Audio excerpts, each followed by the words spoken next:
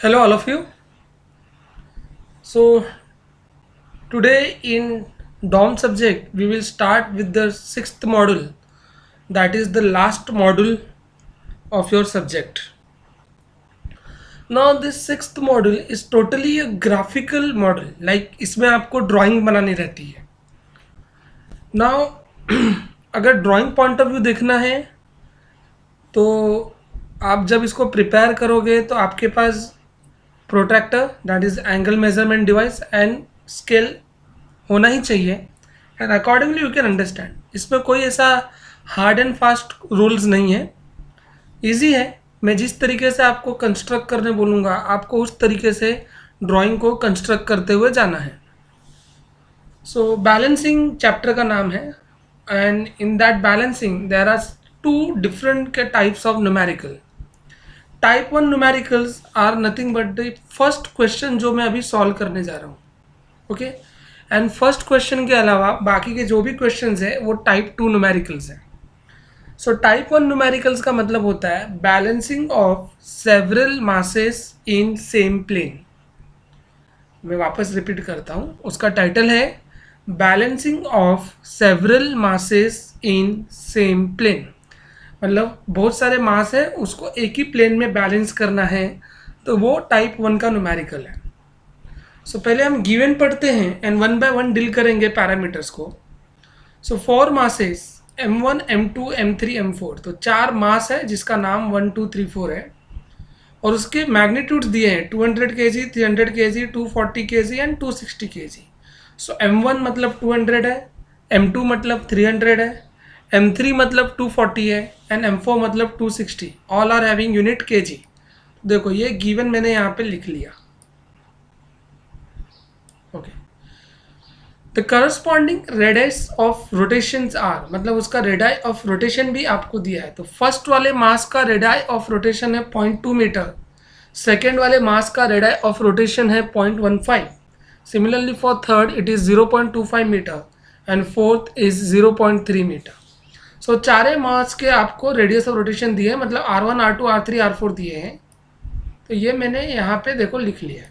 So radius of rotation को हम symbolised करेंगे R से. सो चार मास तो चारों के radius of rotation R1 R2 R3 R4 ये हमने लिख लिया. Reading further, the angles between the successive masses. Now देखो यहाँ पे आपको सक्सेसिव मासेस बोला है, चार मास है तो चारों मास के बीच का angles okay are 45 degree 75 degree and 135 degree. अब देखो मास चार है और एंगल्स की वैल्यू 3 दी गई है. इसका मतलब ये निकलता है कि कोई एक मास हॉरिजेंटल है. ओके, सो बेसिकली हम फर्स्ट मास को ही हॉरिजेंटल लेंगे and we can draw space diagram. तो space diagram means this diagram, ये जो आपके यहाँ पे डायग्राम बनी है this diagram, this is called as space diagram. Find the position and magnitude of the balance mass. तो एक ये चार मास को बैलेंस करने के लिए एक एडिशनल मास यूज करना है. तो उस एडिशनल मास का मैग्नीट्यूड मतलब बैलेंसिंग मास वैल्यू मतलब mb, ये हमें फाइंड करना है. उस बैलेंसिंग मास का रेडियस ऑफ रोटेशन 0.2 मीटर होगा, ये क्वेश्चन में दिया है. मतलब RB, radius of rotation of balancing mass मतलब RB 0.2 मीटर है, क्वेश्चन में दिया है. ओके, तो हमें उसका मैग्नीट्यूड फाइंड करना है, मतलब MB फाइंड करना है और उसका पोजीशन फाइंड करना है. पोजीशन मतलब उसका ओरिएंटेशन फाइंड करना है. ओके, सो इस तरीके से मैंने आपको गिवन और क्या फाइंड करना है उसके बारे में आपको बताया अभी तक. ओके, ना कभी भी ऐसे क्वेश्चंस आते हैं दैट इज टाइप वन के question, balancing of several masses in same plane. उस टाइम पे आप क्या करो, सारे मासेस पे आने वाला सेंट्रीफ्यूगल फोर्स का वैल्यू फाइंड कर लो.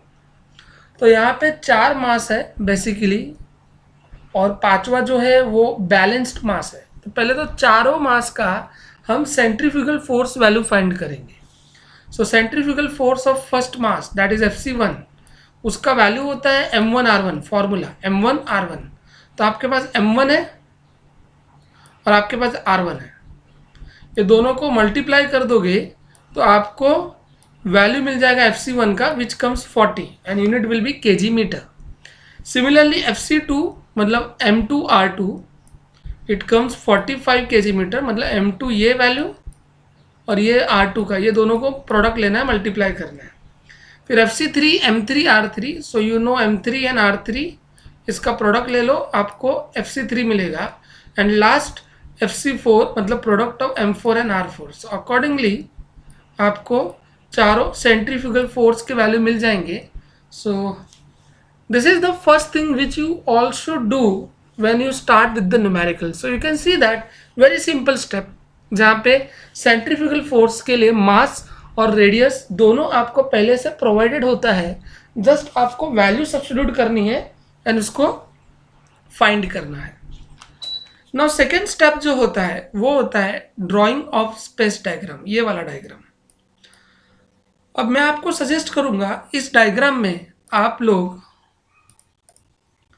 डॉटेड लाइन को ना देखें, मतलब ये वाले लाइन को ना देखें। Don't see the dotted line, only see the dark solid line.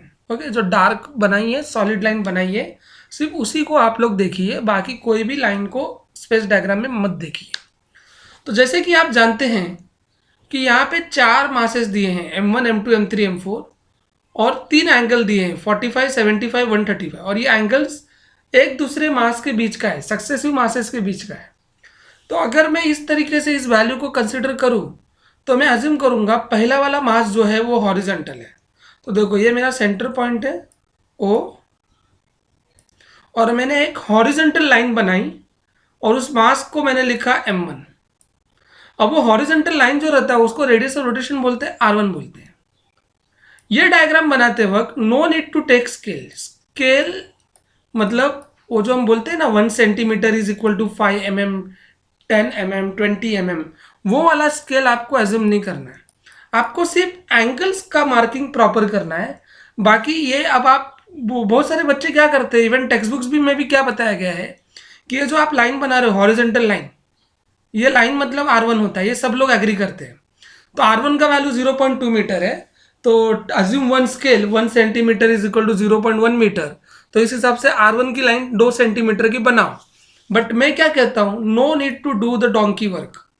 I just simply say कि आपका फर्स्ट मास जो है वो हॉरिजॉन्टल ओरिएंटेशन में आने वाला है, तो आप डायरेक्टली फर्स्ट मास के लिए हॉरिजॉन्टल लाइन बना लो जिसमें मास वैल्यू M1 है और radius of rotation value R1 है। कहीं भी मेजरमेंट लेने की जरूरत नहीं है, सिर्फ मेजरमेंट लेना है, एंगल्स को प्रॉपरली मेजर करना है। अब जो सेकेंड मास है वो 45 डिग्री पे है as per the given value. So first और सेकेंड के बीच में जो एंगल है 45 डिग्री है, तो आपको क्या करना है, प्रोट्रैक्टर लेना है, यहाँ से M1 से 45 डिग्री आप मार्क करो। And generally we always assume the angles in anticlockwise direction, तो आप 45 डिग्री मार्क करो एंटी क्लॉकवाइज में, क्योंकि क्वेश्चन में कभी कभी दिया जाता है बट कभी कभी ना दिया जाए, तो आप हमेशा एंटी क्लॉकवाइज ही अज्यूम करो। तो मैं M1 से कंपेयर में 45 डिग्री मार्क कर रहा हूं। Okay, now what to do, once you mark 45 degree, अब वो जो ओरिएंटेशन है सेकेंड मास का है, तो आपको क्या करना है, ये सेकेंड मास दिखाना है और ये वाली लाइन को R2 दिखाना है। ठीक है, अब सेकेंड और थर्ड मास के बीच में जो एंगल है वो 75 डिग्री है as per the given question. अब आपके पास M2 का ओरिएंटेशन ऑलरेडी आ चुका है, आप क्या करोगे, यहां से 75 डिग्री पे एक और ओरिएंटेशन मार्क करोगे और उसको बोलोगे M3 and R3 like this. Okay, अब जो थर्ड और फोर्थ मास है उसके बीच में जो एंगल है 135 डिग्री है, तो आप क्या करोगे, M3 से सेम सेंस में, अगर आप पहले से एंटी क्लॉकवाइज मेजर कर रहे हो तो आपको एंटी क्लॉकवाइज ही मेजर करते हुए आना है, और सेम सेंस में आप पूरा 135 डिग्री ऐसा घुमाओगे। ठीक है, सो प्रोटेक्टर रखना, यहाँ से यहाँ तक का जो एंगल है M3 से लेकर M4 का एंगल है वो 135 डिग्री है। सो आप 135 डिग्री मेजर करना, आपको एक और ओरिएंटेशन मिलेगा और वो रहेगा M4, और उसका रेडियस ऑफ रोटेशन जो रहेगा वो रहेगा r4। तो इस तरीके से आप देख सकते हो, ये डॉटेड लाइन के ऊपर आप जरा भी विचार मत करो ये क्यों आया कैसे आया, इसको सोचना भी नहीं है। तो आपके लिए जो इम्पॉर्टेंट लाइन है वो है ऑल सॉलिड कंटिन्यूअस लाइन। 4 मास है, 3 एंगल है, इसका मतलब मैंने क्या किया, पहले मास को हॉरिजॉन्टल अज्यूम किया, ठीक है, दूसरे मास को 45 डिग्री फर्स्ट मास के कंपेयर में मेजर किया, थर्ड मास को 75 degree with respect to second mass लिया, फोर्थ मास को 145 degree with respect to third mass लिया, और ऐसे हमने स्पेस डायग्राम प्लॉट किया, ड्रॉ किया। मुझे पूरी उम्मीद है आपको स्पेस डायग्राम का लॉजिक समझ चुका होगा। ओके, अब हमें बनाना रहता है force polygon. This diagram we have to draw force polygon. कभी भी फोर्स पॉलीगॉन के लिए हमें स्केल एज्यूम करना पड़ता है, क्योंकि इस पॉलीगॉन में बनने वाली सारी लाइंस जो है वो फोर्स को डिफाइन करती है, और फोर्स का जो यूनिट होता है वो होता है केजी मीटर में या फिर न्यूटन मीटर में, what ever. Okay, force per unit distance. तो इसके लिए हमें सेंटीमीटर में लाने के लिए, केजी मीटर की यूनिट को सेंटीमीटर में लाने के लिए एक स्केल एज्यूम करना पड़ेगा, नो डाउट। ओके, और इस तरीके से अब इसको हम आगे बढ़ाते हैं। अब ये जो स्केल एज्यूम करना है, ये जो वैल्यूज मार्क करनी है फोर्स पॉलीगॉन में, कौन सी बेस वैल्यूज है, ये वाली वैल्यूज है जो आपने सेंट्रीफ्यूगल फोर्स की वैल्यूज फाइंड आउट की थी ना, FC1, FC2, FC3, FC4, ये वाली वैल्यूज है जो आपको फोर्स पॉलीगॉन में रेफर करनी है। तो मैंने अज्यूम किया 1 centimetre is equal to 10 kg metre, तो उस हिसाब से FC1 के लिए जो लाइन बनेगी वो 4 सेंटीमीटर की बनेगी, FC2 के लिए जो लाइन बनेगी वो 4.5 सेंटीमीटर के लिए बनेगी, FC3 के लिए जो लाइन बनेगी वो 6 सेंटीमीटर की बनेगी, एंड FC4 की जो लाइन बनेगी वो 7.8 सेंटीमीटर की बनेगी। तो ये सेंटीमीटर मतलब मैंने स्केल एक अज्यूम किया है 1 centimetre is equal to 10 kg metre, और उस हिसाब से मैं उसको बनाते हुए जा रहा हूँ। ओके, अब फोर्स पॉलीगॉन का लॉजिक क्या है, एकदम सिंपल वे में अगर मैं बताऊं तो फोर्स पॉलीगॉन में बनने वाली सारी लाइंस स्पेस डायग्राम को पैरेलल होती है। मैं वापस कह रहा हूं, फोर्स पॉलीगॉन में बनने वाली सारी लाइंस स्पेस डायग्राम को पैरेलल होती है। अब कैसे है वो मैं बताता हूँ, ठीक है। So let me change the pen colour. Okay, पहले तो सेंटर पॉइंट O था, यहाँ पे जो हमने लिखा था वो मैंने O एक जगह पे लिख दिया। सो this is my start point O। अब जो फर्स्ट मास है वो हॉरिजॉन्टल है, तो आपको O से एक हॉरिजॉन्टल लाइन बनानी है, आप देख सकते हो, और उस हॉरिजॉन्टल लाइन का डिस्टेंस कितना होगा, 4 सेंटीमीटर होगा। मतलब फर्स्ट मास पे जो आने वाला फोर्स है वो कौन सा फोर्स है, FC1 है, और वो जो है वो हॉरिजॉन्टल लाइन डायरेक्शन में दिखेगा इन वेक्टर रिप्रेजेंटेशन, ठीक है। तो ये जो है ये O to A जो लाइन बनी है वो 4 सेंटीमीटर की है, मतलब जितना डिस्टेंस FC1 का होना चाहिए था एज पर योर स्केल वो मैंने मार्क किया। एक बार A खत्म हो गया तो ये फर्स्ट वाला खत्म हो गया, फर्स्ट मास का काम हो गया। अब फर्स्ट के बाद आपका जो नेक्स्ट आ रहा है वो आ रहा है सेकंड, मतलब सेकंड मास M2, और M2 पे आने वाला जो सेंट्रीफ्यूगल फोर्स है वो है 4.5 सेंटीमीटर, मतलब FC2। तो आपको क्या करना है, रोलर स्केल लेना है और पैरेलल लाइंस ड्रॉ करनी है। तो अगर M2 आपका इंक्लाइंड आ रहा है तो आपको क्या करना है, यहाँ पे रोलर स्केल रखना है, ये M2 के लाइन पे।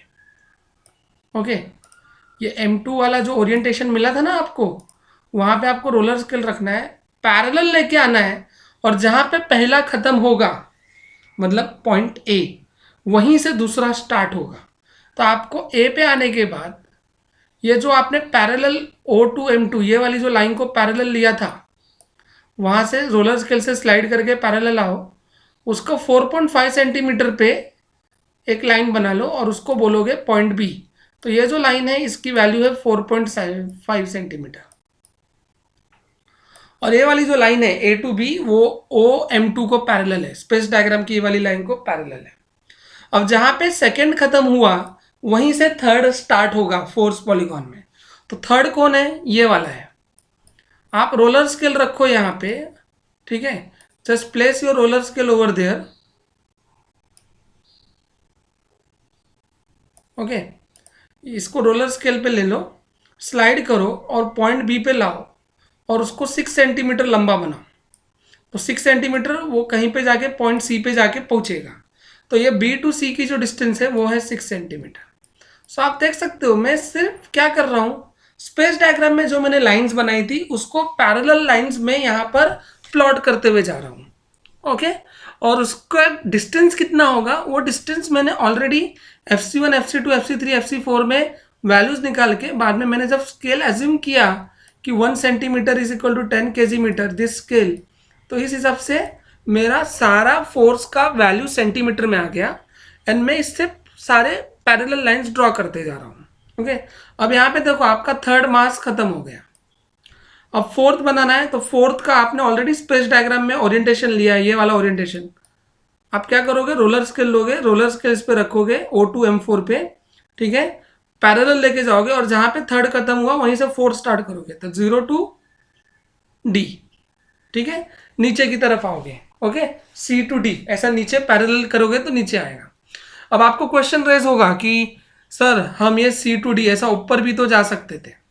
नहीं, आपको वही डायरेक्शन में जाना है जिस डायरेक्शन में आपका स्पेस डायग्राम मूव हुआ है। फॉर एग्जाम्पल, अब अगर आप यहाँ पे देखोगे तो M1 जो है O के राइट में था, it was towards the right hand side, तो यहाँ पे भी वो राइट हैंड साइड पे ही बना है। M2 जो है वो O के अपवर्ड साइड है, तो यहाँ पे भी देखो ये जो लाइन बनी है O से ऊपर की तरफ जा रही है। जो M3 है वो भी O से ऊपर की तरफ जा रही है स्पेस डायग्राम में, तो यहाँ पे भी वो ऊपर ही बनाया है। बट इस केस में फोर्थ वाले में M4 जो है वो O के नीचे आ रहा है, यहाँ पे देख सकते हो आप, it is coming down side. तो आपको यहाँ पे भी जब वेक्टर पैरेलल लाइन से ड्रॉ करोगे तो वो लाइन आपको नीचे की तरफ ही लेके हुए जानी है। तो ये जो लाइन का डिस्टेंस है ये होगा 7.8 सेंटीमीटर, मतलब फोर्थ मास का force value in centimetre. Okay, तो होगा क्या, यहाँ पे पहुँचने के बाद आपकी सारी लाइंस बन चुकी है। ओके, और ये आपका स्टार्ट पॉइंट है और बीच में ब्लैंक रह जाएगा, मतलब बीच में कोई भी लाइंस नहीं रहेगी। तो आपको फिर क्या करना है, वो जो लाइन है उसको अगर आप क्लोज करोगे तो आपका पॉलीगॉन क्लोज हो जाएगा, और उस क्लोजिंग लाइन को ही बोलते हैं हम बैलेंसिंग लाइन। क्या बोलते हैं? Balancing line. ओके, तो वो बैलेंसिंग लाइन मतलब क्या होगा, देखो आपको डायरेक्टली क्या करना है, डी और ओ को कनेक्ट कर देना है, डायरेक्टली उसको कनेक्ट कर दो, don't think much about it. Okay, और जब आप कनेक्ट करोगे तो यहाँ से यहाँ पे रोलर स्केल रखना, place a roller scale over that and then roller scale को स्लाइड करते हुए आओ। ओके, स्लाइड करके सेंटर पॉइंट पे आओ स्पेस डायग्राम के, और उसको नीचे की डायरेक्शन में ड्रॉ करो। तो ये जो मैंने डॉटेड लाइन बनाया था ना, यही था बैलेंसिंग मास का ओरिएंटेशन, यही था बैलेंसिंग मास का ओरिएंटेशन। तो वो ओरिएंटेशन कैसे आया है, समझ में आया? सो ओरिएंटेशन कुछ इस तरीके से आया है कि आपने फोर्स पॉलीगॉन बनाया, इस फोर्स पॉलीगॉन के बनने के बाद आपकी लास्ट वाला जो पॉइंट्स था कनेक्ट नहीं हुआ, वो ओपन पॉलीगॉन रह गया। तो आपको लास्ट वाली लाइन कनेक्ट करनी है, ये जैसे मैंने ग्रीन वाली की है, ये कनेक्ट करने के बाद आपको यहाँ पे रोलर स्केल रखना है, ओरिएंटेशन लेना है, उसको स्लाइड करके स्पेस डायग्राम में आना है और वो डाउनवर्ड साइड में बना देना है। अब आप बोलोगे सर डाउनवर्ड क्यों, तो आप एरो हेड का लॉजिक देखो, everywhere you just see the logic of arrow head. It was this arrow head was moving towards the right because of the logic, मैंने आपको यहाँ पे बताया। एक बार आपने लॉजिकली एरो हेड सेट कर दिया ना, तो सारे एरो हेड सेम सेंस में जाने चाहिए। तो ये राइट जा रहा है तो ये भी उसी सेंस में जाएगा, अवे फ्रॉम सेंटर जाएगा, अवे फ्रॉम सेंटर जाएगा, और ये भी अवे फ्रॉम सेंटर मतलब टूवर्ड्स द ओरिजिन आ जाएगा। ओके, सो इस तरीके से ये एरो हेड मूव होने चाहिए। ओके, तो आपने अभी यहाँ पे जो भी लाइन बनाई है, इस लाइन को आप अगर आप रोलर स्केल से पैरेलल लेके जाओगे तो ये लाइन का ओरिएंटेशन यहाँ पे आएगा, जो कि डॉटेड लाइन करके बनाई गई है। तो यही होगा आपका बैलेंसिंग मास और ये होगा रेडियस ऑफ रोटेशन। अब बैलेंसिंग मास की वैल्यू कितनी होगी वो हमें पता करना है। तो ये जो फोर्स पॉलीगॉन है, ये फोर्स पॉलीगॉन क्या इंडिकेट कर रहा था, ये वाले फोर्सेस की वैल्यू इंडिकेट कर रहा था। तो अब ये फोर्स मतलब क्या है, mass into radius of rotation है। तो ये जो है ना, ये centrifugal force on balancing mass है। तो F C is equal to mass of balancing mass into radius of balancing mass, mass of balancing mass into radius of balancing mass, मतलब M B into R B. इस तरीके से वो formula आता है। आपको क्या करना है, इस डायग्राम में इसको मेजर करना है। ये डायग्राम में कितना सेंटीमीटर है वो आपको मेजर करना है। तो अगर आप अभी मेजर करोगे तो आपको मेजर करने पे वो 2.3 सेंटीमीटर आने वाला है। मैंने सॉल्व किया है, you just believe on my numbers. हो सकता है ये ग्राफिकल वैल्यूज है तो एक आध mm का आगे पीछे फर्क हो सकता है, okay, because of the error in drawing lines. So 2.3 centimetre वो आएगा। और आपने बोला है 1 centimetre is equal to 10 kg metre, तो उसमें 10 मल्टीप्लाई करूंगा तो वो बन जाएगा 23।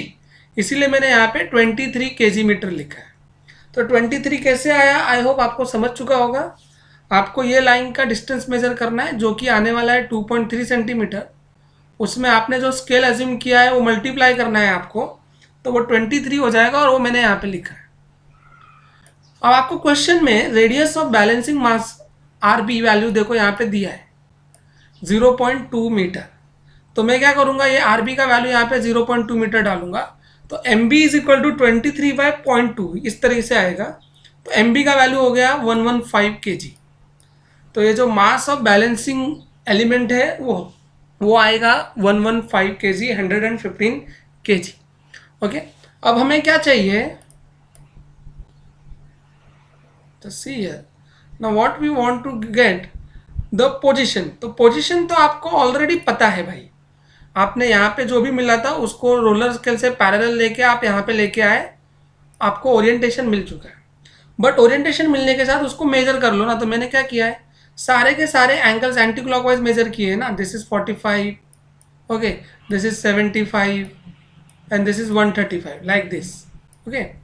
तो इसी तरीके से मैंने बैलेंसिंग मास का एंगल भी एक मेजर कर लिया है विद रिस्पेक्ट टू हॉरिजेंटल। तो ये एंगल मैंने मेजर किया। अब जब मैं ये एंगल मेजर करता हूँ तो वो आता है 210 डिग्री, दैट कम्स 210 डिग्री। तो देखो मैंने यहाँ पे लिखा है 210 degree with horizontal mass in anticlockwise direction. Now one can say कि सर आपने ये एंगल मेजर किया रहता तो चलता था क्या? मैं बोलूँगा बिल्कुल चलेगा। आपको जहाँ से मेजर करना है करो, बट उसका ओरिएंटेशन पोजिशनिंग दिखाओ, ओके। उसका एंगल वैल्यू मार्क करो with respect to any mass, no issue, you are free to do that, you are free to do that, but you have to do that, okay. So this is how your things should move on, ठीक है। इस तरीके से आपको ये balance करने आ जाएगा, okay. Then type 2 numerical. So just let me quickly revise to the type 1 numerical what we have done. देखो क्वेश्चन में आपको मास वैल्यूज पहले से गिवन था, तो मैंने सारा मास वैल्यू लिखा। क्वेश्चन में रेडियस ऑफ रोटेशन पूरा गिवन था, वो लिखा। तो मास और रेडियस ऑफ रोटेशन जब मल्टीप्लाई करेंगे तो हमको फोर्स वैल्यूज मिल जाएगा। तो ये फोर्स मैंने लिख के लिया। फिर मैंने स्पेस डायग्राम बनाया। स्पेस डायग्राम बनाने के लिए सिर्फ मुझे एंगल प्रॉपरली मार्क करना है जो कि क्वेश्चन में दिया था। मैंने फर्स्ट मास को हॉरिजेंटल अज्यूम किया और उसके रिस्पेक्ट में सारे मास मैंने प्लॉट कर दिए with respect to given this angle value. ये बनने के बाद मैंने फोर्स पॉलीगॉन के लिए एंगल अज्यूम की, एक स्केल अज्यूम किया। स्केल ये अज्यूम किया कि 1 centimetre is equal to 10 kg metre based on this values. तो ये सारी वैल्यूज सेंटीमीटर में आ जाएगी, ओके। और हमें करना क्या है, जिस डायरेक्शन में आपका स्पेस डायग्राम आया है सेम उसी को पैरेलल आपको फोर्स पॉलीगॉन में बनाते जाना है। तो फर्स्ट मास सेंटर के राइट में था तो राइट में बनाया, सेम एग्जैक्टली हॉरिजॉन्टल बनाया। सेकेंड मास आप देख सकते हो ये वाली लाइन इसको पैरेलल है, फिर ये वाली लाइन इसको पैरेलल है, और ये फोर्थ वाली लाइन इसको पैरेलल है। लास्ट में एक पॉइंट पे आके वो रुक जाता है, तो ये जो एंड लाइन है उसको बोलते हैं बैलेंसिंग लाइन, वो बैलेंस करने का। और जब बैलेंस किया तो इसको रोलर स्केल से पैरेलल लेके जाके यहाँ पे ड्रॉ करने का डॉटेड लाइन से। ओके, तो बैलेंस करने के बाद उसका वैल्यू जो होगा MBRB होगा, उसको मेजर करने का, दैट कम्स इन सेंटीमीटर, और उसको स्केल से मल्टीप्लाई कर देने का, तो ये बन जाएगा 23। तो यहाँ से MB मिल गया। और यहाँ पे जब आपको डॉटेड लाइन मिली है स्पेस डायग्राम में, उसको किसी भी एक मास के साथ मेजर कर लो तो आपको एंगल मिल जाएगा, जो कि मैंने हॉरिजॉन्टल के साथ किया है। So this is how this drawing should be drawn over here. Okay, now let's move to the second type of numerical, that is balancing of several masses in several planes. Okay, I request you all to just read the entire question statement till here. Just read the question statement, all of you.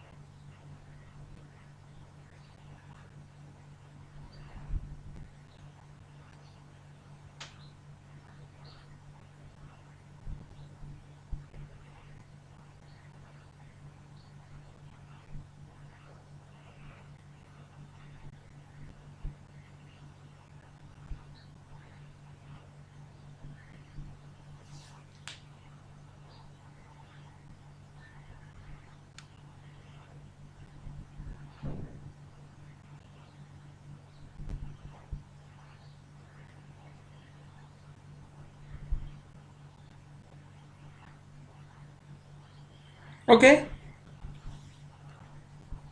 देखो ये सारे के सारे मैंने जैसे कि कहा, this all are graphical methods, आपको रोलर स्केल ये सब का ही यूज़ करना है।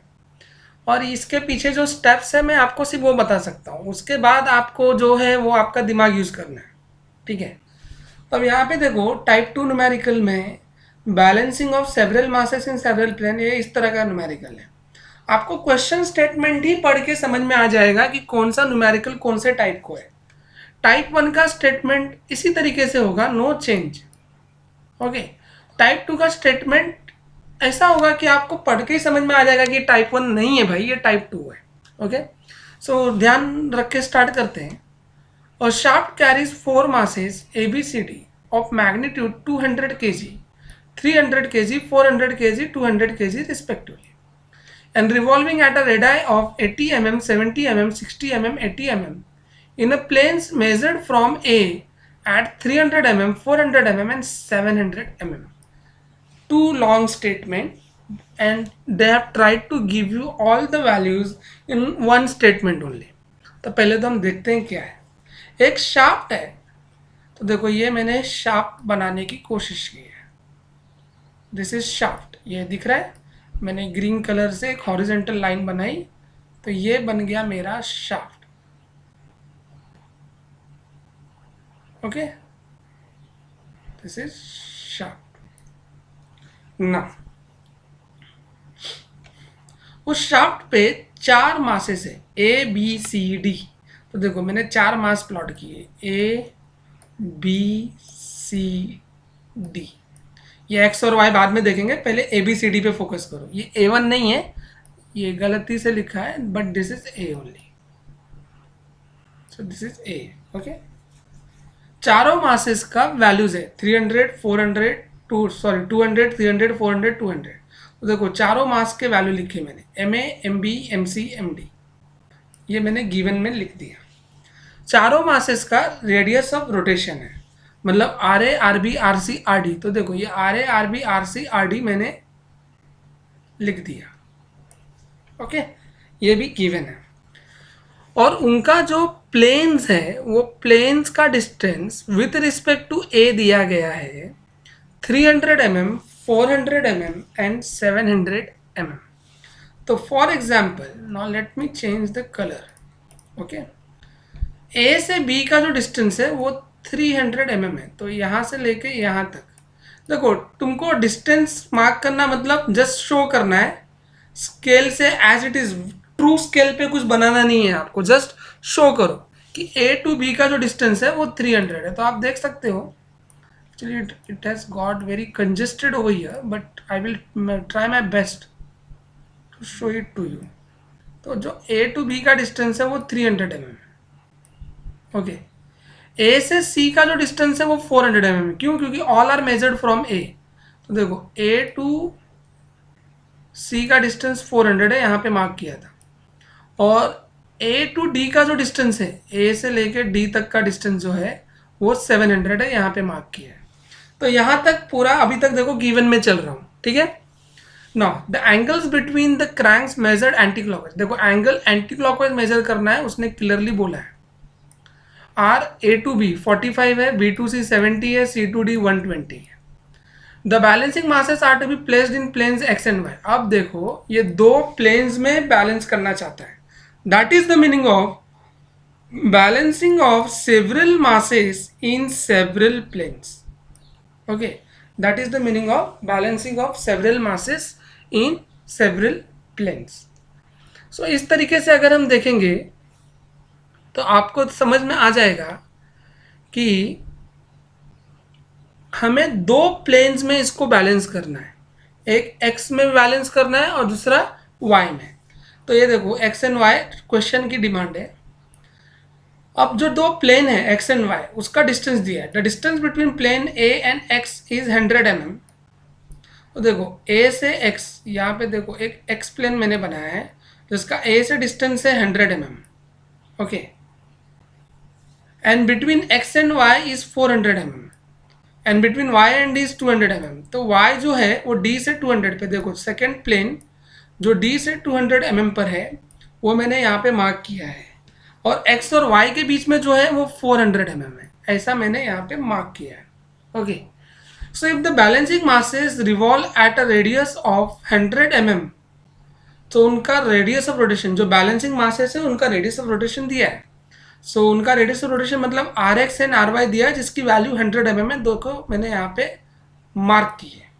Okay, so find there magnitude and angular positions. So last में हमें उसका बैलेंसिंग मासेस का वैल्यू फाइंड करना है और उनका एंगुलर पोजीशंस फाइंड करना है. तो आप देख सकते हो अगर हम गिवन को अच्छे से केयरफुली ऑब्जर्व करें तो हमने सारी चीज़ें यहाँ पे इनकलकेट करने की कोशिश की है. ओके, सो यहाँ तक आई डोंट थिंक सो कुछ कंफ्यूजिंग क्रिएट हुआ रहेगा. जो भी क्वेश्चन में दिया था मैंने नोट डाउन किया है.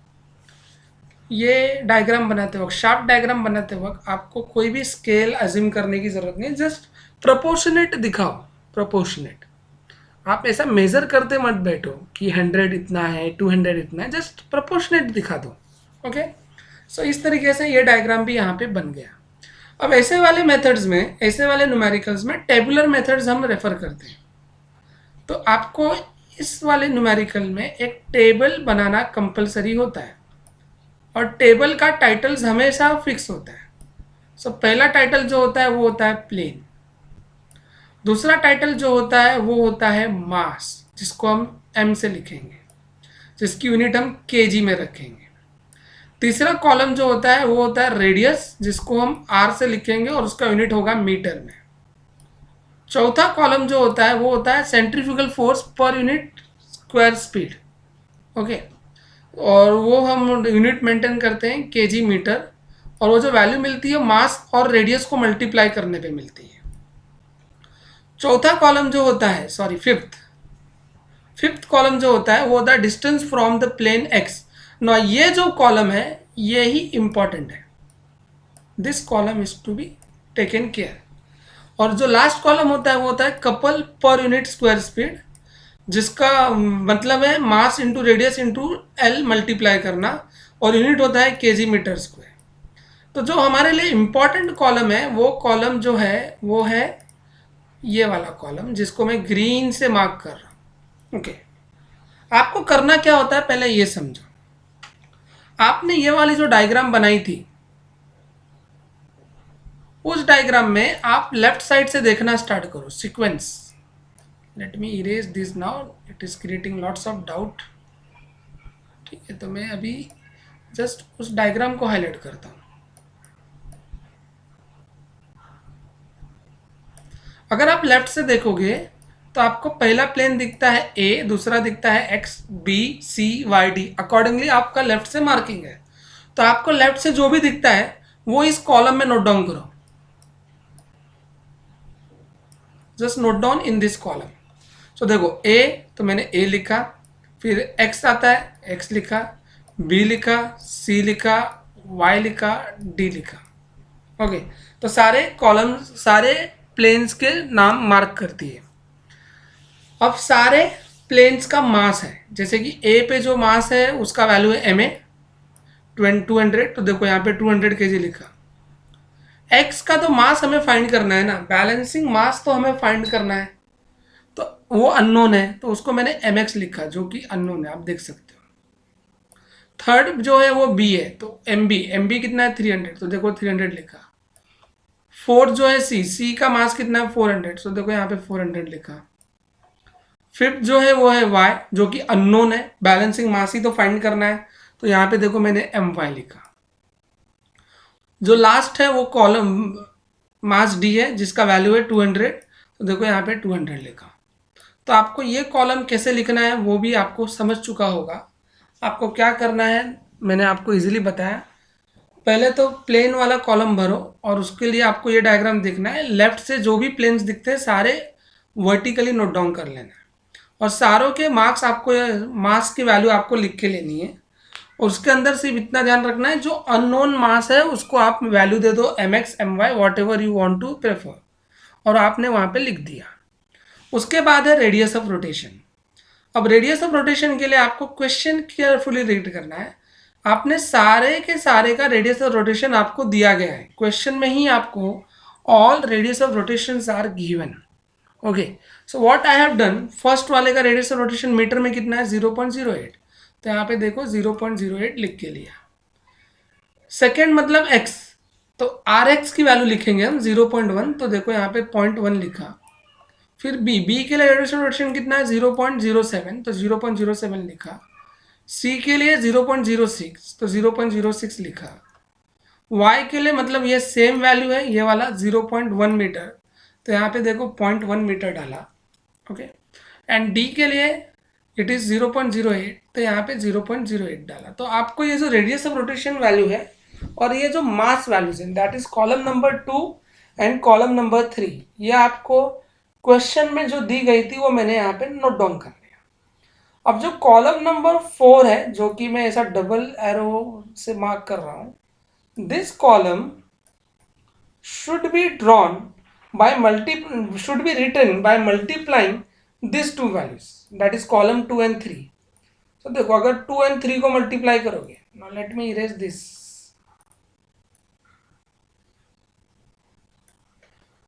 So if you multiply 2 and 3, so 200 into 0.08 is 16, तो ये 16 आ गया। फिर if you multiply mx into 0.1, so this becomes 0.1 mx. 300 into 0.07, then it comes 21. 400 into 0.06, it comes 24. my into 0.1, that is 0.1 my. 200 into 0.08, it comes 16. तो accordingly आपको जो fourth column है वो second और थर्ड कॉलम को मल्टीप्लाई कर पे मिलेगा, तो ये यहाँ पे मैंने लिख के लिया। अब ये वाला कॉलम जो है यही आपका इम्पॉर्टेंट कॉलम है, और वो कैसे करना है उसके लिए हम समझेंगे। ये कॉलम मार्क करने के लिए आपको इस ड्राइंग में रेफरेंस प्लेन एज्यूम करना पड़ता है। What, in that drawing you have to draw और you have to consider reference plane. Okay, so अब रेफरेंस प्लेन मतलब क्या, तो कोई भी एक प्लेन पकड़ लो, A X B C Y D, कोई भी एक प्लेन पकड़ लो और उस प्लेन में से किसी एक को रेफरेंस प्लेन बोल दो।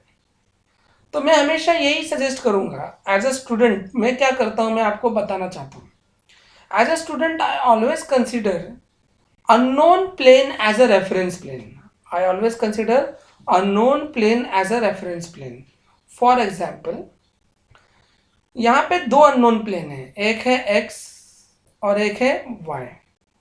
दोनों में से किसी एक को रेफरेंस प्लेन ले लो, तुम्हारा काम आसान हो जाएगा। तो मैंने यहाँ पे x को रेफरेंस प्लेन लिया, इसीलिए देखो मैंने x के ऊपर rp लिखा था। rp का मतलब है reference plane. The meaning of rp is reference plane. मतलब यहाँ पे जो मेरा x है ना, वो रेफरेंस प्लेन है, rp है। ओके, अब रेफरेंस प्लेन के अगर कोई भी चीज लेफ्ट में होगी तो उसको नेगेटिव से लिखेंगे, और रेफरेंस प्लेन के अगर राइट में होगी तो उसको पॉजिटिव से लिखेंगे। तो पहले तो मैं ये बता दूं, रेफरेंस प्लेन कंसीडर करना वो स्टूडेंट्स के हाथ में है। आप किसी भी एक प्लेन को रेफरेंस प्लेन ले सकते हो, लेकिन एज अ स्टूडेंट मैं ऑलवेज सजेस्ट करूंगा कि जो प्लेन अननोन है उसी प्लेन को रेफरेंस प्लेन लो। तो यहाँ पे दो प्लेन अननोन थे, तो उसमें से कोई एक आप रेफरेंस प्लेन लोगे तो आपका न्यूमेरिकल इजीली सॉल्व हो जाएगा। तो मैंने यहाँ पे x को रेफरेंस प्लेन लिया। रेफरेंस प्लेन लेने के बाद लॉजिक ये है कि अगर रेफरेंस प्लेन के लेफ्ट में कोई वैल्यू है तो उसको नेगेटिव करके लिखना है, और रेफरेंस प्लेन के राइट में कोई वैल्यूज है, डिस्टेंस है, तो उसको पॉजिटिव से लिखना है। तो अब यहाँ पे आप देख सकते हो x के लेफ्ट में a है, a प्लेन है, और बाकी सारे प्लेन x के राइट में है। तो जो लास्ट, ये जो सेकेंड लास्ट कॉलम है जिसको मैंने स्टार किया है, ये कॉलम जो है वो डिस्टेंस फ्रॉम रेफरेंस प्लेन है। तो रेफरेंस प्लेन मेरा यहाँ पे x था उससे। तो अभी a का distance with respect to x कितना है, 100 है, मतलब 0.1 मीटर है। तो देखो यहाँ पे 0.1 आया, बट नेगेटिव क्यों आया, क्योंकि जो a प्लेन है वो x के लेफ्ट में है, इसीलिए a का डिस्टेंस -0.1 मीटर आया। ठीक है, so this is how we should deal with this reference plane and distance.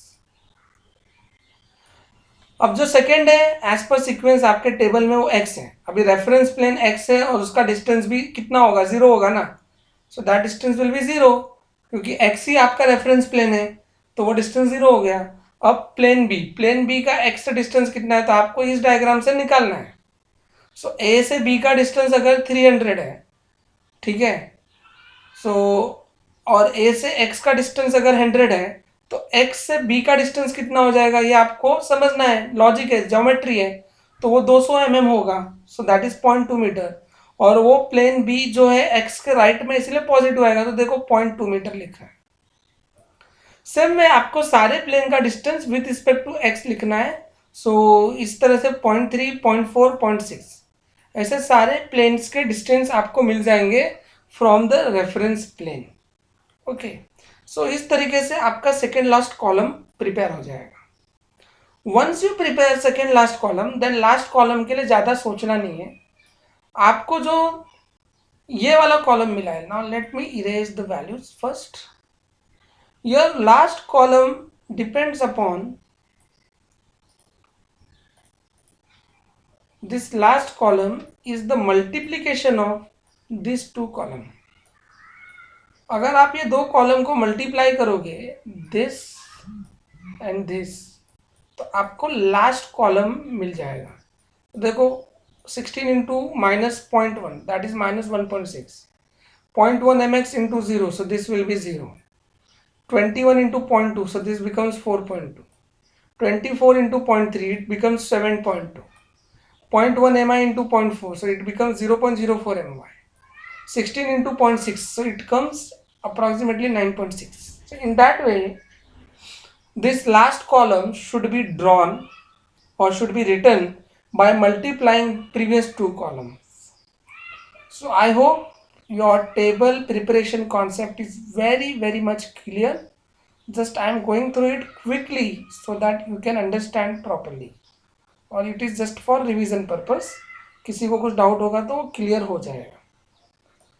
सबसे पहले क्या करना है, आपको प्लेन का कॉलम लिखना है। तो प्लेन में आपको ये डायग्राम में आना है, लेफ्ट से देखो, जितने भी प्लेन्स दिखते हैं लेफ्ट से देख के लिखते हुए जाने का, तो वो पूरा सिक्वेंशियली यहाँ पे आ जाता है। उसके बाद सारे प्लेन का मास वैल्यू, जो प्लेन बैलेंसिंग प्लेन है जिसमें मास अननोन है वहाँ पे mx और my लिख दिया। फिर ये रेडियस ऑफ रोटेशन कॉलम जो कि गिवन था, ये कॉलम जो आपको मिला है वो प्रीवियस 2 कॉलम को मल्टीप्लाई करके मिला है। ये कॉलम के लिए आपको किसी एक प्लेन को रेफरेंस प्लेन बोलना होगा, तो मैंने उस प्लेन को रेफरेंस प्लेन बोला जो कि पहले से अननोन है, तो मैंने x को रेफरेंस प्लेन बोला, और x प्लेन के लेफ्ट में जो भी है उसको नेगेटिव डिस्टेंस मार्क करेंगे और जो राइट में उसको पॉजिटिव डिस्टेंस मार्क करेंगे। अकॉर्डिंगली मैंने डिस्टेंस वैल्यूज यहाँ पे लिख ली with respect to reference plane.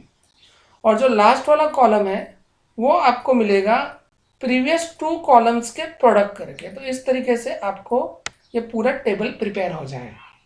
Now for your understanding purpose I would like to tell you that if in paper this question comes for 12 marks, so table बनाने का आपको 5 marks मिलता है। You get 5 marks for preparing this table, so it is very important concept. And once you prepare table then everything is very simple, just you have to make use of this table smartly. अब एक बार table बन गया, what you do, आपको सिर्फ और सिर्फ 2 values पे focus करना है। पहला ये कॉलम और लास्ट ये कॉलम। ये कॉलम यूज करके आपको बनाना है फोर्स पॉलीगॉन,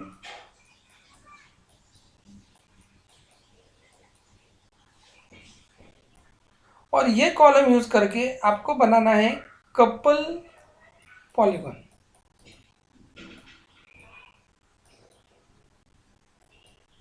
मैं शॉर्ट में लिख रहा हूँ पॉली। सो आपको समझ गया रहेगा। अब आपको यहाँ पे दो, पहले देखो पहले वाले टाइप में होता था ना, we have to just create a force polygon, but यहाँ पे हमें फोर्स पॉलीगॉन भी बनाना है और कपल पॉलीगॉन भी बनाना है। That is the beauty of type 2 numericals. Okay, और साथ में साथ हमको स्पेस डायग्राम तो बनाना ही है, ऐसा वाला डायग्राम जो हमने यहाँ पे बनाया था, तो ये तो बनाना ही है। तो आप समझ सकते हो फोर्स पॉलीगॉन और कपल पॉलीगॉन के लिए जो वैल्यूज की रेफरेंस लगेगी वो यहाँ से आएगी। Okay, so by keeping that in our mind let's try to draw it. So पहले तो देखो, ड्यू टू स्पेस कंस्ट्रेंट ये मेरे डायग्राम्स थोड़ा इधर उधर शिफ्ट हो गए, but try to understand this is your space diagram. ये वाला जो ए दिख रहा है, बी दिख रहा है, सी दिख रहा है, डी दिख रहा है, this is what space diagram. पहले उस पर फोकस करो। आपके पास 4 मास है और चारों के बीच का एंगल्स देखो, एंटी क्लॉकवाइज में मेजर करने पे क्या है वो दिया है। ए टू बी 45 है, बी टू सी 70 और सी टू डी 120 है।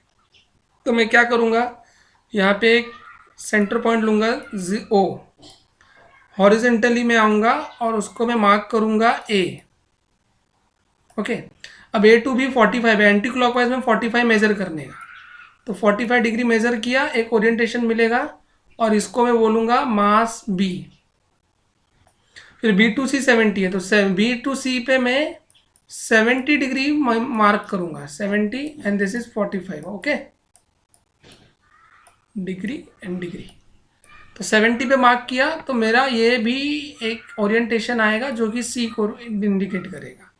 और सी से डी जो है 120 है, तो मैं सी से 120 डिग्री मेजर कर रहा हूँ एंटी क्लॉकवाइज में, तो एक और ओरिएंटेशन मिलेगा और जो मुझे देगा डी का वैल्यू, डी का ओरिएंटेशन। तो ये स्पेस डायग्राम उसी तरीके से बनाना है जैसा हमने पहले वाले न्यूमेरिकल में बनाया था। इसमें मुझे नहीं लगता किसी को कुछ डाउट है। अब इस डायग्राम में आप देख सकते हो डॉटेड लाइंस है, तो ये डॉटेड लाइंस बाद में बनानी रहती है, अभी नहीं बनानी रहती है।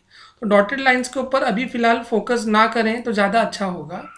We all should focus on only dark lines. Okay, एक बार ये होने के बाद, let me make it clean, एक बार वो डायग्राम बनने के बाद what we can do. Okay, आपको ये 2 कॉलम्स केयरफुली देखना है, एक है फोर्स पॉलीगॉन का कॉलम और एक है कपल पॉलीगॉन का कॉलम। ये आपको एकदम केयरफुली ऑब्जर्व करना है। अगर आप केयरफुली ऑब्जर्व करोगे तो सबसे लोवेस्ट नंबर ऑफ अननोन कौन से कॉलम में है आप ये वैल्यूज को देख के बताओ। अननोन, दोनों कॉलम में लोवेस्ट अननोन किस में है? आप अगर देखोगे तो आपको कपल पॉलीगॉन के कॉलम में, आई मीन टू से ये कॉलम में जो अननोन है सिर्फ और सिर्फ एक ही अननोन है। You have only one unknown over here, rest all unknowns, rest all values are known, you can see here. तो इसका अर्थ ये निकलता है सबसे पहले कपल पॉलीगॉन बनाना चाहिए एवरी, ठीक है। For that reason we will draw couple polygon first. तो मैं हमेशा एज अ स्टूडेंट सबको सजेस्ट करता हूँ कि आप ये दोनों कॉलम को ध्यान से देखने का, दोनों में जहाँ पे भी लोवेस्ट अननोन है वो वाला डायग्राम आप पहले बनाने का। ओके, सो अगर इस तरीके से अगर सोचा जाए तो व्हाट आई कैन सजेस्ट, पहले हम कपल पॉलीगॉन बनाएंगे और कपल पॉलीगॉन के लिए हमें स्केल एज्यूम करना पड़ेगा क्योंकि ये 1.6 है, 4.2 है, 7.2 है एंड ऑल। तो उसके लिए मैंने स्केल एज्यूम किया है 1 centimetre is equal to 1 kg metre square. 1 centimetre is equal to 1 kg metre square, because इसका यूनिट क्या है, kg मीटर स्क्वायर है। ओके, सो अगर इस तरीके से हम देखेंगे तो वी गॉट दिस। अब ये कपल पॉलीगॉन बनता कैसे है, मैं एकदम आसान तरीके से बता दूं। अब मैं ज़्यादा इतना डिटेल में नहीं जाऊंगा। कपल पॉलीगॉन की सारी लाइंस स्पेस डायग्राम, मतलब ये वाले डायग्राम को पैरेलल होती है। क्या होती है, पैरेलल। जैसे फोर्स पॉलीगॉन में पैरेलल होती है वैसे कपल पॉलीगॉन में भी ये सारी की सारी लाइंस पैरेलल होती है स्पेस डायग्राम को।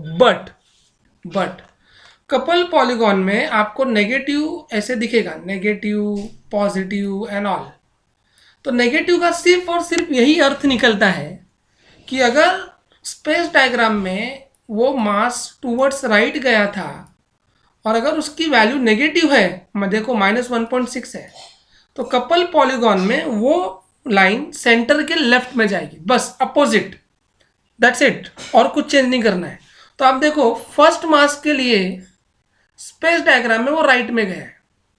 तो जब मैं कपल पॉलीगॉन बनाऊंगा मैं चेक करूंगा कि, और मैं बोलूंगा यार यहाँ पे इसकी वैल्यू तो नेगेटिव है, -1.6 है, तो कुछ टेंशन नहीं लेना है। आपने यहाँ पे जो भी स्टार्ट पॉइंट अज्यूम किया था O डैश, उससे लेफ्ट में बनाओगे। अगर स्पेस डायग्राम में वो लाइन राइट में थी सेंटर के, तो यहाँ पे वो सेंटर के लेफ्ट में आएगी। क्यों? क्योंकि उसकी मैग्नीट्यूड -1.6 है। ओके, बट वो पैरेलल होगी किसको, स्पेस डायग्राम को। तो देखो यहाँ पे मैंने पैरेलल बनाया, 1 सेंटीमीटर 1 kg मीटर स्क्वायर है, तो मतलब ये -1.6 सेंटीमीटर की ही डिस्टेंस बनेगी और वो A डैश बन गया। उसके बाद आपका जो नेक्स्ट है वो प्लेन बी है। अब प्लेन बी का जो वैल्यू देखोगे, देखो यहाँ पे x तो 0 है भाई, 0 तो कुछ प्लॉट नहीं होगा, वेक्टर में एज अ पॉइंट दिखता है। अब जब प्लेन बी देखोगे तो वो +4.2 है। पॉजिटिव मतलब क्या, अगर वो सेंटर से स्पेस डायग्राम में ऊपर की तरफ गया है तो वो कपल पॉलीगॉन में भी ऊपर की तरफ ही जाना चाहिए, सेम डायरेक्शन में जाना चाहिए, और वो पैरेलल भी होना चाहिए। तो देखो A डैश से मैंने डायरेक्ट ऊपर की तरफ एक लाइन बनाई और ये 4.2 सेंटीमीटर है, और ये वाली लाइन इस वाले मास को पैरेलल है। तो ये देखो ये दोनों एक दूसरे को पैरेलल है, ठीक है। सो इस तरीके से आपका कपल पॉलीगॉन में सेकेंड मास भी प्लॉट हो गया। ओके, नाउ थर्ड अगर देखेंगे,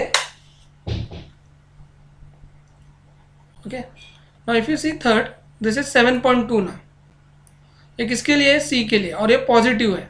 मतलब क्या करना है आपको, C के लिए, ठीक है, इस ओरिएंटेशन का पैरेलल बनाना है और जहाँ पे पहला वाला खत्म हुआ वहाँ से बनाना है और सेम ही डायरेक्शन में जाना है।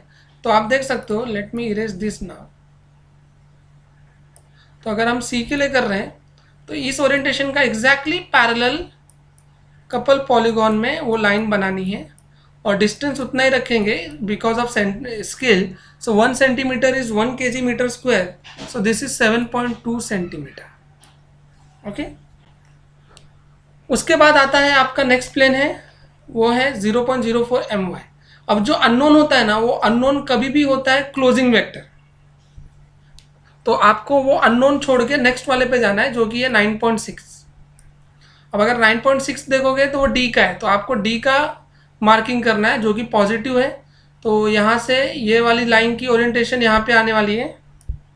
Okay, so that is what parallel to each other. Okay, so you can see that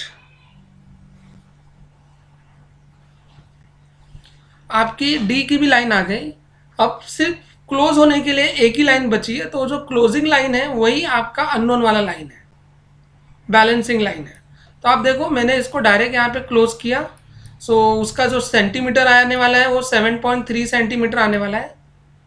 इसका मतलब ये वाले की वैल्यू 0.04 my की वैल्यू 7.3 सेंटीमीटर हो गई। ओके, इस तरीके से आपका कपल पॉलीगॉन बनता है। तो अगर मैं एकदम आसान भाषा में बताऊं तो कपल पॉलीगॉन में सारी की सारी lines parallel to space diagram होती है। अगर उसका मैग्नीट्यूड नेगेटिव है तो स्पेस डायग्राम का अपोजिट सेंस में वो लाइन बनेगा। अगर मैग्नीट्यूड पॉजिटिव है तो सेम सेंस में लाइन बनेगा। बस यही केयर लेना है।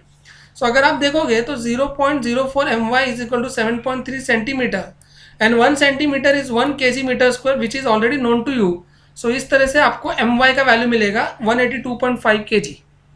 और जो भी आपको ओरिएंटेशन यहाँ पे मिला है, जो भी आपको ओरिएंटेशन क्लोजिंग वेक्टर का मिला है, ये वाले वेक्टर का, this vector, I am talking of this vector. Okay, इस वेक्टर पे रोलर स्केल रखने का और उसको स्पेस डायग्राम में लेके जाने का और सेंटर से उसको मार्क कर देने का, तो ये आपको ओरिएंटेशन ऑफ my मिल जाएगा लाइक दिस। ओके, तो इस तरीके से आपका फोर्स पॉलीगॉन हो गया।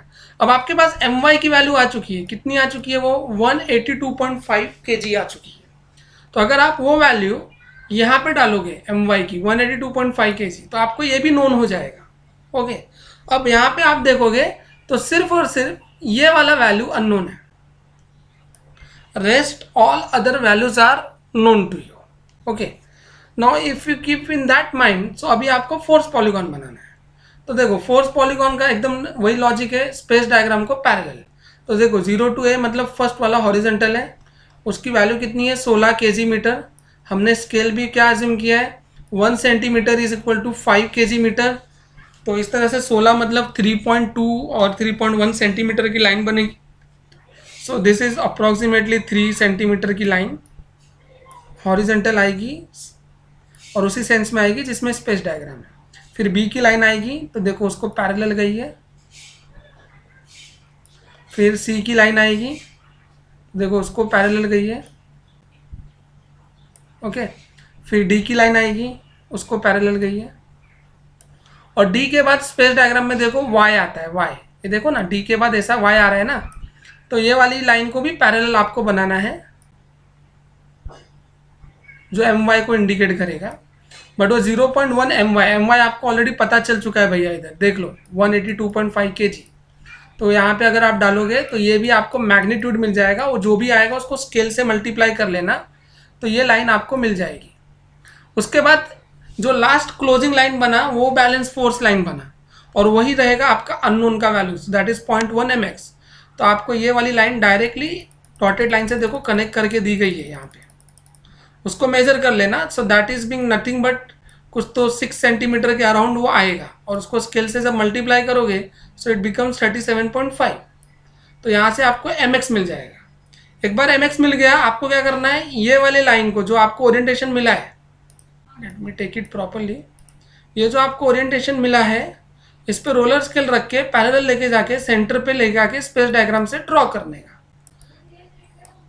और ये आपको मिल जाएगा mx का पोजीशन। तो इस तरीके से आप देख सकते हो, मैंने आपको पूरी भरपूर कोशिश की है कि आपको कॉन्सेप्ट समझे। Force polygon is parallel to space diagram, that's it. couple polygon is parallel to space diagram, but the thing is that your line of couples should be having the direction importance। अगर couple का value negative है तो अगर space diagram में कोई line towards right गई है और उसी लाइन का वैल्यू couple में नेगेटिव है तो वो couple पॉलीगॉन में सेंटर के लेफ्ट में दिखेगा, अपोजिट डायरेक्शन में दिखेगा, बस और कुछ नहीं करना। सो इस तरीके से फोर्स पॉलीगॉन couple पॉलीगॉन बन गया, आपका अननोन मासेस मिल गया, उसका ओरिएंटेशन आपको स्पेस डायग्राम में मिल गया और ये सॉल्व हो गया। ठीक है। सो आप इस तरीके से अगर देखोगे ना तो बाकी के न्यूमेरिकल्स भी सेम उसी लॉजिक के हैं, सेम उसी लॉजिक के हैं। ओके, और इस तरीके से मैंने सारे के सारे क्वेश्चंस प्रॉपरली मैंने खुद मेजर करके बनाए हैं। ओके, और मैंने सारे चीज़ों का यहाँ पे प्रोसीजर लिखा है। ओके, सो आपको ये सारे क्वेश्चंस प्रैक्टिस करने हैं। मैंने विथ स्केल बनाया है, तो आप चाहो तो इसका प्रिंट ले लो और प्रॉपरली मेजर करके देखो, आपको पूरा लॉजिक समझेगा। जो लॉजिक्स मैंने आपको सिखाया है टाइप 2 के न्यूमेरिकल्स का, यहाँ पर how to prepare table and all, वो पूरा का पूरा लॉजिक आपको वहाँ पे भी यूज़ करना है। That's it. और ये सारे क्वेश्चन सॉल्व हो जाएंगे। देखो ये वाला क्वेश्चन का स्टेटमेंट जो है ना, वो मैंने यहाँ पे लिख रखा है, this is the statement of the question. तो आप डायरेक्ट बोल सोचना मत कि सोल्यूशन है, स्टेटमेंट किधर है, तो क्वेश्चन स्टेटमेंट यहाँ पर है। एक चीज याद रखना, जब आप रेफरेंस प्लेन अज्यूम करोगे तो वो आपके ऊपर डिपेंड है, आपको कहाँ पे रेफरेंस प्लेन अज्यूम करना है। बट एज अ स्टूडेंट हमेशा हमारा ट्राई होना चाहिए कि न्यूमेरिकल इजीली सॉल्व हो सके, तो उस हिसाब से आप रेफरेंस प्लेन अज्यूम कर सकते हो। तो इस तरीके से देख सकते हो। ये वाले क्वेश्चंस मत करो, आई डोंट सजेस्ट कि ये वाले क्वेश्चंस आपको करना चाहिए, because this is time consuming questions and may be अभी आपका पेपर पैटर्न क्या होगा, कैसा होगा, उस हिसाब से आई डोंट सजेस्ट ये वाले क्वेश्चन आपको करने चाहिए। सो मैं तो आपको सजेस्ट करूँगा, आपको बैलेंसिंग में इतने ही तरह के न्यूमेरिकल्स हैं जो मैंने मेरे नोट्स में दिए हैं अप टू पेज नंबर 8 यहाँ तक, ठीक है। और यहाँ तक ही आप इसको सॉल्व करो, अच्छे से ट्राई करो प्रैक्टिस करने का। आपको कहीं पे भी कुछ डाउट होता है तो आप अपने डाउट अपने ऑफिशियल व्हाट्सएप ग्रुप पे पूछ सकते हो, या फिर मुझे पर्सनली मेरे व्हाट्सएप नंबर पे सेंड कर सकते हो। With this I would like to say all of you that our dynamics of machinery syllabus is completed। Just मुझे आपको एक क्विकली बताना है कि what we have done till date। okay, so till date let me just open the word file so that you can understand।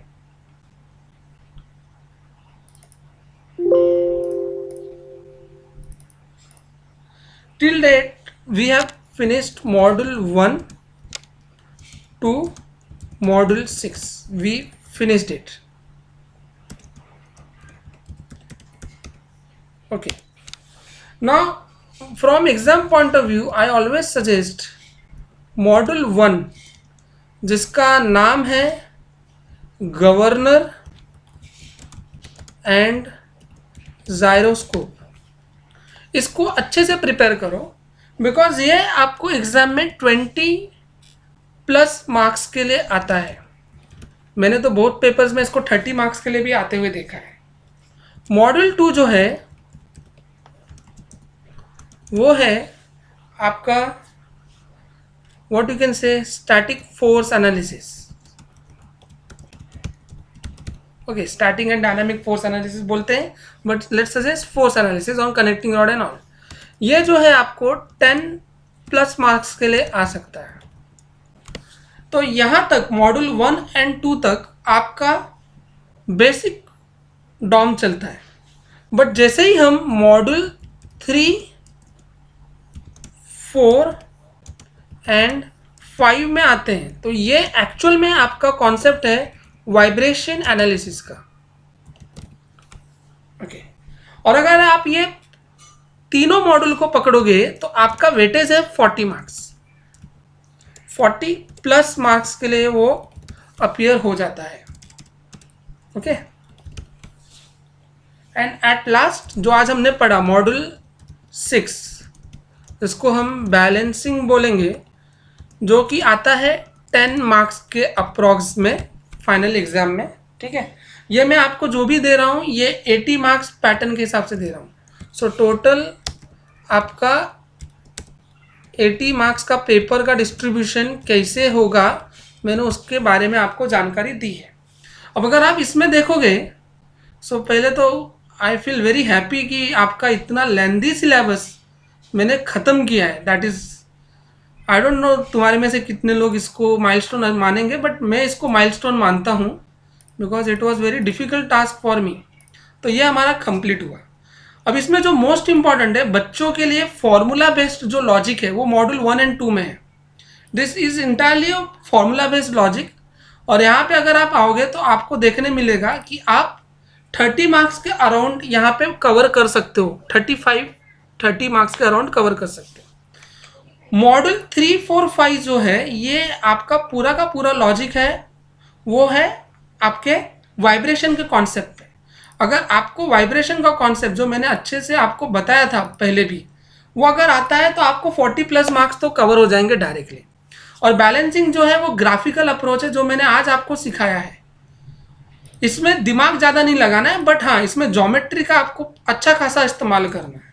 तो इस तरीके से अगर आप देखोगे तो आपके मॉड्यूल 1, 2, 3, 4, 5 में ही 70+ मार्क्स के अराउंड स्कोर हो जाते हैं। तो मॉड्यूल 6 आप करिए आपके कन्वीनियंट के हिसाब से, बट उसको बैकअप में रखिए। वो आपकी फर्स्ट प्रायोरिटी नहीं होनी चाहिए किसी भी पेपर में अटेम्प्ट करने के टाइम पे। So this is how I have gone through the entire journey of DOM. It was wonderful journey with all of you. So what I can suggest, you practice and practice hard. आपको कहीं पे भी कुछ doubts हैं, please मेरे हमेशा एक ही request रहती है, आप न्यूमेरिकल्स टेक्स्ट बुक से उठाओ या टेकमैक्स से उठाओ, बट मेथड मेरा यूज़ करो। अगर आप मेरा मेथड यूज़ करते हो और आपको स्टिल कुछ डाउट आता है, you are always and always welcome to ask your doubt. Okay, with that I can say that thank you so much all of you. Take care. Bye bye.